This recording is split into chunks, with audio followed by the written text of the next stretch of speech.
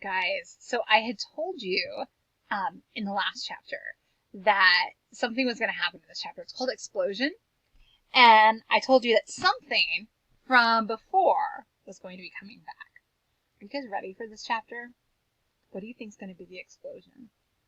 I don't know. Let's read to find out. Chapter 10, An Explosion. Day after day, the spider waited, head down, for an idea to come to her. Hour by hour, she sat motionless, deep in thought. Having promised Wilbur that she would save his life, she was determined to keep her promise.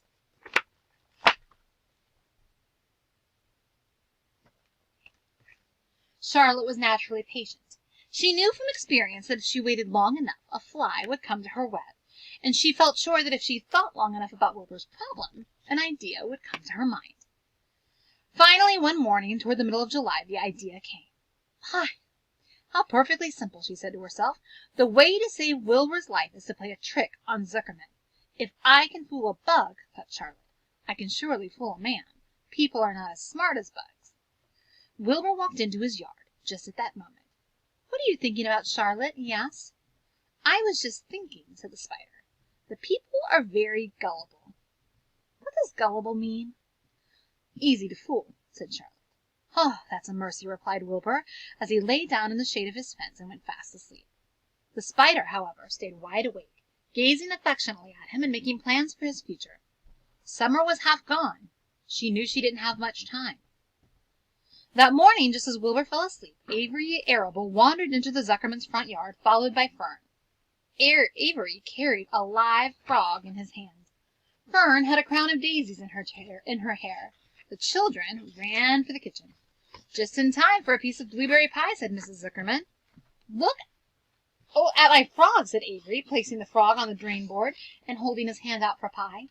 "Take that thing out of here," said Mrs. Zuckerman. "He's hot," said Fern. "He's almost dead, that frog." "He is not," said Avery. "He lets me scratch him between the eyes." The frog jumped and landed in Mrs. Zuckerman's dishpan full of soapy water. "You're getting your pie on you," said Fern. "Can I look for eggs in the hen house, Aunt Edith?" "Run outdoors, both of you, and don't bother the hens." "It's getting all over everything," shouted Fern. "His pie is all over his front." "Come on, frog," cried Avery. He scooped up his frog.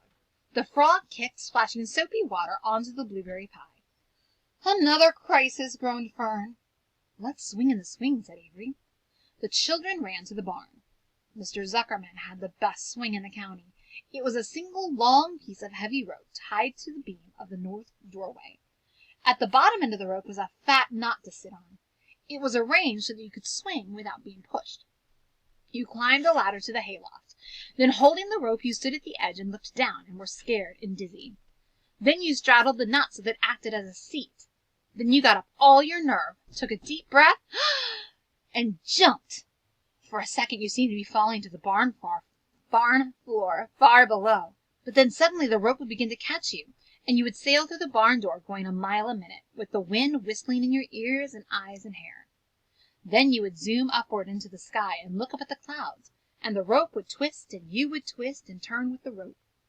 Then you could drop down, down, down out of the sky and come sailing back into the barn, almost into the hayloft, then sail out again, not quite so far this time, then in again, not quite so high, then out again, then in again, then out, then in, and then you jump off and fall down and let somebody else try. Mothers for miles around worried about Zuckerman's swing. They feared some child would fall off, but no child ever did. Children almost always hang on to things tighter than their parents think they will. Avery put the frog in his pocket and climbed to the hayloft. "The last time I swung in this swing, I almost crashed into a barn swallow," he yelled. "Take that frog out," ordered Fern. Avery straddled the rope and jumped. He sailed out through the door, frog and all, and into the sky, frog and all. Then he sailed back into the barn. "Your tongue is purple," screamed Fern. "So is yours," cried Avery, sailing out again with the frog. "I have hay inside my dress. It itches," called Fern. "Scratch it," yelled Avery, as he sailed back. "It's my turn," said Fern. "Jump off." "Fern's got the itch," sang Avery. And here they are on the rope swing at Zuckerman's barn. You see Avery sitting up there and Fern on the swing. They took turns for an hour. When the children grew tired of swinging, they went down toward the pasture and picked wild raspberries and ate them. Their tongues turned from purple to red. Fern bit into a raspberry that had a bad-tasting bug inside it and got discouraged. Avery found an empty candy box and put his frog in it.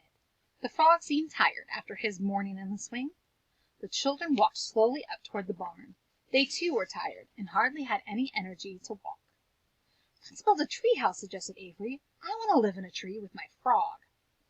"I'm going to visit Wilbur," Fern announced. They climbed the fence into the lane and walked lazily toward the pig. Wilbur heard them coming and got up. Avery noticed the spider web, and coming closer, he saw Charlotte. "Hey, look at that big spider," he said. "It's tremendous." "Leave it alone," commanded Fern. "You got a frog, isn't that enough?" "Oh, that's a fine spider, and I'm going to capture it," said Avery. He took the cover off the candy box. Then he picked up a stick. "I'm going to knock that old spider into this box," he said. Wilbur's heart almost stopped when he saw what was going on.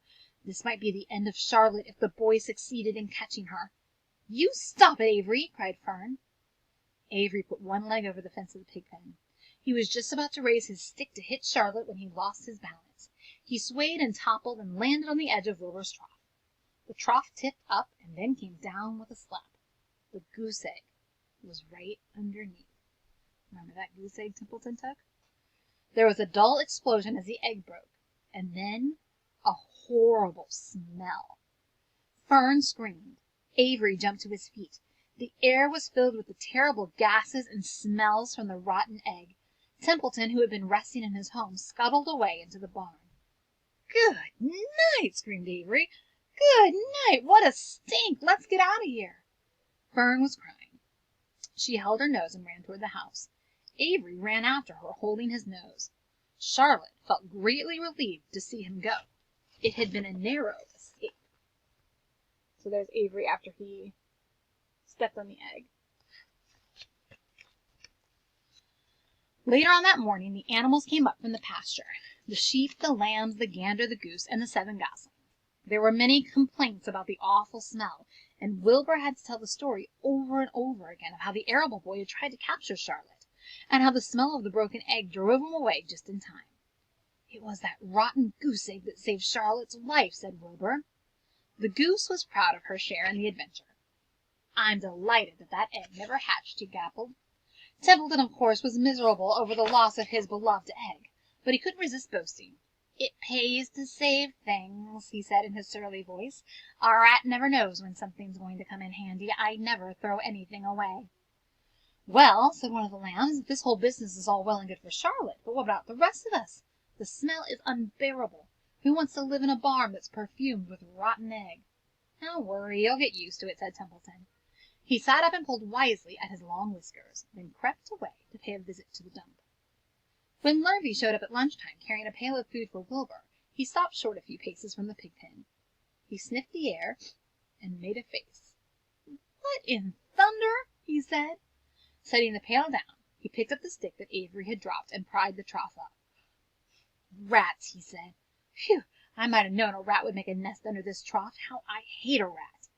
And Lurvy dragged Wilbur's trough across the yard and kicked some dirt into the rat's nest, burying the broken egg and all Templeton's other possessions. Then he picked up the pail. Wilbur stood in the trough, drooling with hunger. Lurvy poured. The slops ran creamily down the pig's eyes and ears. Wilbur grunted. He gulped and sucked and sucked and gulped, making swishing and swooshing noises, anxious to get everything at once. It was a delicious meal. Skim milk, wheat middlings, leftover pancakes, half a doughnut, the rind of a summer squash, 2 pieces of stale toast, a third of a ginger snap, a fish tail, 1 orange peel, several noodles from a noodle soup, the scum off a cup of cocoa, an ancient jelly roll, a strip of paper from the lining of the garbage pail, and a spoonful of raspberry jello. Wilbur ate heartily. He planned to leave half a noodle and a few drops of milk from Templeton.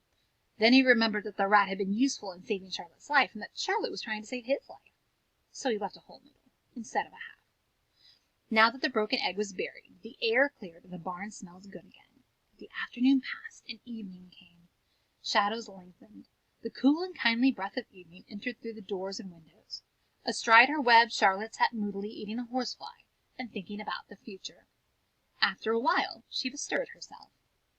She descended to the center of the web, and there she began to cut some of her lines. She worked slowly but steadily while the other creatures drowsed. None of the others, not even the goose, noticed that she was at work.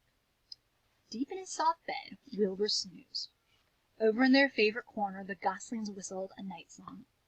Charlotte tore quite a section out of her web, leaving an open space in the middle. Then she started weaving something to take the place of the threads she had removed.